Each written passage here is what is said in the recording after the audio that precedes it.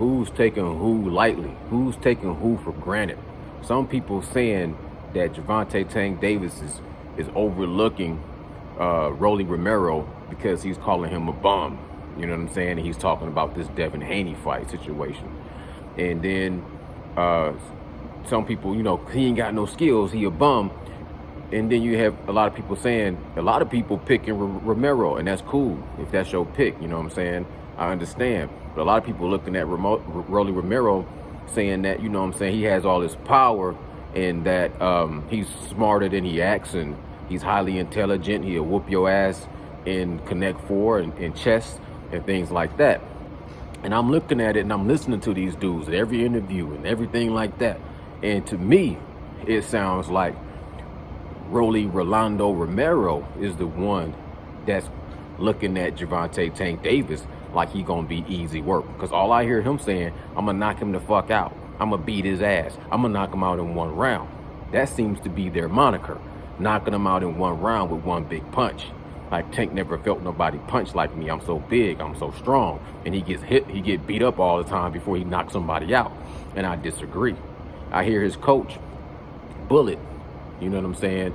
And I don't agree. I respectfully disagree with a lot of things he says as well. Like, you can't train power. Power is only God-given. You can't teach it. And he's talking about how he teaches bone structure and he teaches striking and accuracy. And a lot of things he say, I just don't disagree. I just don't agree with his philosophy when it comes to the fight game. Like, these two just gonna fight. And Gervonta Tank Davis can't box. He's a fighter. And some of that is just for show. Some of that is just to try to play the mind games. But they keep repeating that to where they double down, tripling down. I think they really believe that Gervonta Tank Davis really can't box.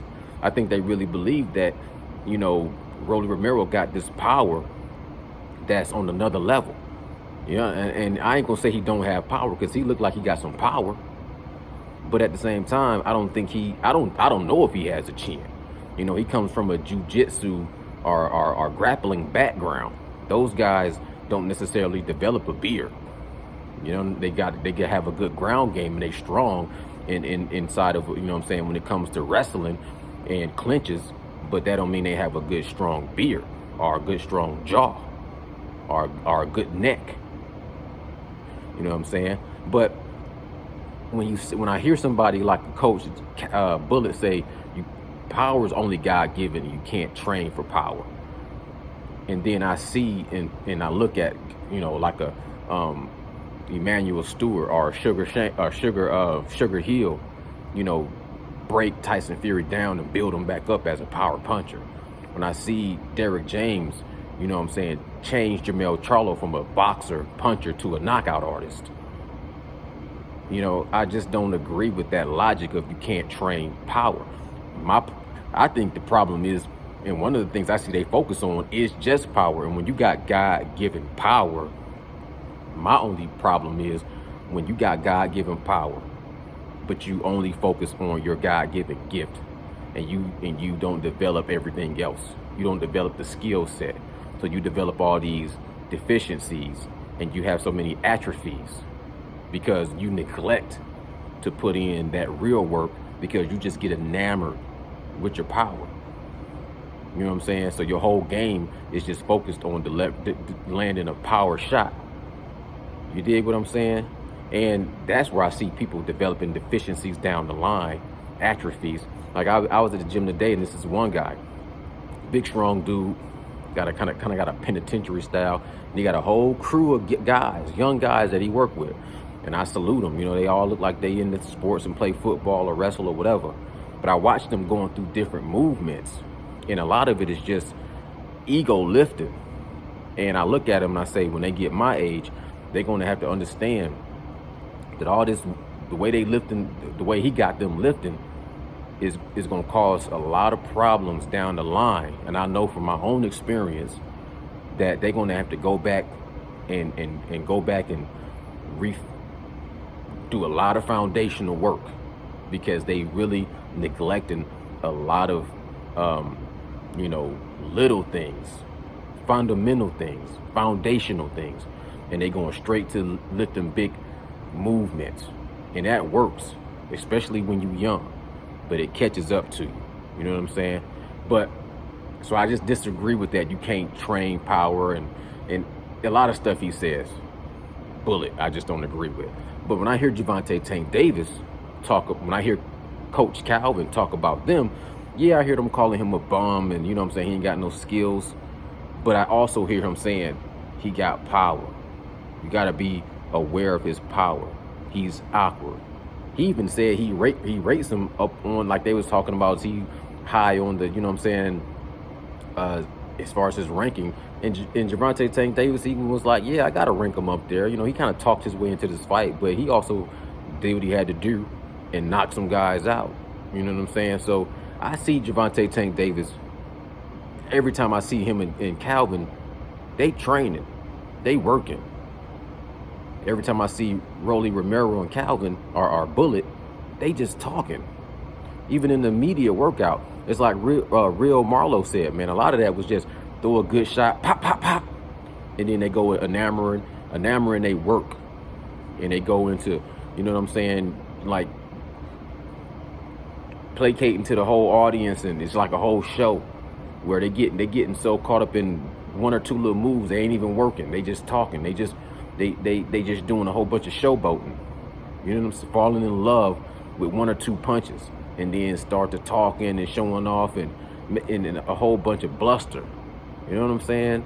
A whole bunch of fake bravado. It's what I'm seeing. That energy is all of a show. It's all of, you know what I'm saying? They banking. I ain't gonna say he ain't got no puncher's chance, because he got a puncher's chance. You know what I'm saying? And he got a lot of confidence. So I give him a lot of credit. But at the same time, when it comes to who's underestimating or overestimating or who's looking it looked like to me, his whole game plan is just this one punch. You know what I'm saying? Just, I'm beating him up. I'm going to fight him. And Gervonta Tank Davis and Calvin, they whole moniker is respect. It's all about respect. You're about to respect my skills. You're about to respect boxing, period. You're about to respect the sport of boxing. You know what I'm saying? It ain't always about who got power, and I got power too. But I got a skill set as well. So it should be a great explosive fight. I think Calvin, I just like him better as a coach. You know what I'm saying? I think he just really genuinely had a lot of love for Tank, and his story and him giving back and training and guiding, and all. I just agree with his philosophy, and I have a little bit more faith in his abilities as a trainer. You know what I'm saying? Bullet, to me, he's a good trainer. I hear good things about him, but to me, he's more like Malik Scott type. Like, you know what I'm saying? He's a good hype man, good strength and conditioning. But when it comes down to it, I think when the going gets really tough, I think both of those guys they're gonna wave the white flag. They're gonna capitulate. They're gonna, you know what I'm saying? They're gonna surrender when it comes down to the come down. They don't land all them power shots they talking about, and it starts getting to the point where Rolly is getting beat up and he's confused and he's not being able to, you know what I'm saying, adjust and adapt to what's happening to him, because they think that Tank just gets hit so much. You go back and watch him fight Leo Santa Cruz, who is a great fighter, great experience against Carl Frampton and Jacko. Leo Santa Cruz throws great, strong, straight shots. Not a big power puncher, but he's a straight boxer. And he was catching Tank with some good shots. And you see Tank break him down with just these crazy pull counters, uppercuts, body shots. But I don't want this video to be way too long. My whole point is, I see a lot of people leaning towards Rolly Romero because they think Gervonta Tank Davis is ill prepared and looking past him and not got the right mindset. And I just don't see it that way. I think Tank is really locked in. He's dialed in. He's focused in. I do see some little red flags that might be a distraction, especially with the supposed separation. If it's not a publicity stunt, if they're really separating, I can see that being an issue with him and the Mayweather promotions. But honestly, I really think he's just coming into being a grown man, and he's started to really mature, and I think it's going to reflect in this fight that it's going to be a grown man versus a little kid mentality. I think Bullet and Romero kind of still got like a little kid mentality. Rolly said it for herself, like after the little allegation charge is when I kind of stepped into my manhood. What? That don't make sense to me. I think he's still got some ways to go, and I think he's going to, you know what I'm saying, learn a lot about himself in this fight against Gervonta Tank Davis. Good thing. That's a good thing, too. You know what I'm saying? Let the best man win. I just lean towards Tank. I'm not even the biggest Tank fan. I'm going to be honest with you. But I see him dialed in for this fight, laser sharp. He looks strong. I know Bullet talking about bone structure and look at the legs, but I just don't. And I know Rolly's a big guy, supposedly. To some people, he a big guy, but nah, he got a good size on him. But he's clumsy. He's clumsy even by the way by the way I even seen him just start to jog. Just him start to jog. He just got two left feet. He's awkward, but he's clumsy, and he's off balance a lot, and I don't think his beard is going to be all as tough as he really thinks it is when he starts feeling Gervonta. I think Gervonta Tank Davis' power is real. Too many people confirm his power is legit. Too many people. Even the people that be talking that shit like, oh, he walked out of the sparring camps, like that kid Brian Norman was like, oh, I made him quit. And then he showed pictures of Brian Norman whole nose was pushed to the side, and he was like, yeah, that really happened. He did, you know what I'm saying, reconfigure my facial structures, you know what I'm saying? So Tank power is real, but his skill set is definitely real. If you pay attention to him against Yuriorkis Gamboa and Leo Santa Cruz, you can see his skill set is there. And against Isaac Cruz, to be honest with you. You know, people putting a little bit too much, putting too much into this Isaac Cruz fight that he didn't get that knockout. You know, but we gonna see. We gonna see this weekend how it plays out. But I just see Rolly Romero capitulating.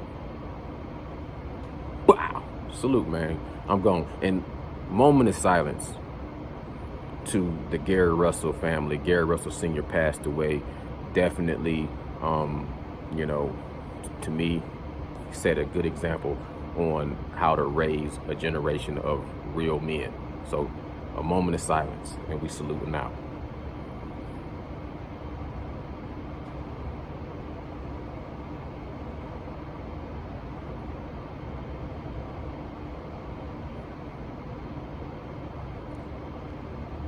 Wow.